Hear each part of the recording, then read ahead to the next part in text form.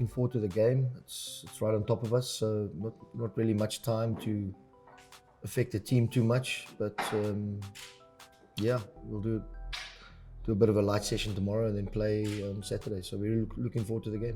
Coach, your first derby, obviously you've been involved in prior derbies against the Mamelodi Sundowns with SuperSport United. Any butterflies, in your stomach? I mean, but just your thoughts of you having your first derby as the coach of Kaizer Chiefs.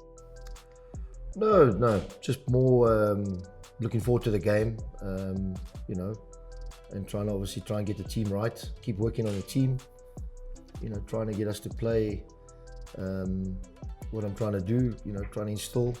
But no, I'm looking, as I said, used to this type of game, but obviously not as a derby. So it's not, if you look at it with no supporters, it makes a huge difference. So we'll just try and continue on our path forward and try and improve the team and try and improve results. That's all.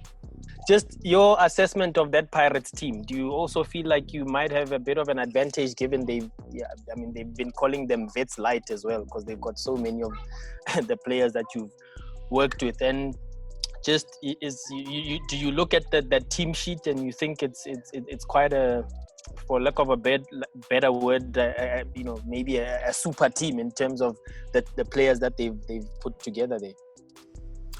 My opinion, I think they've got to be big favourites for the league title this year. I think they've really boosted their squad. They've got a lot of players who obviously I know and worked with. So they've got a very, very good squad of players. What they do and how they do it is not for me to say. I really just try and concentrate on what we must do. But really, they've got a good squad of players, and they're certainly much, much stronger than they were last season. So, I know what's ahead of us, so we look forward to the game. Coach, just a question about player availability this weekend. Do you have anyone out? No, we've pretty much got a full bill of health. Well, they just started training today.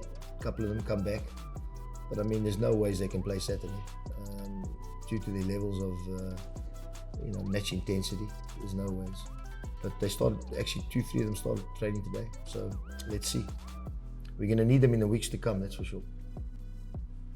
Coach, I think for a couple of youngsters out in your team, and Jabu Blom as well as Nob, I think they'll be making their debuts, quite young players. Is there anything special that you say to them? You put an arm around the shoulder, make them feel giant, or you leave that to the senior players?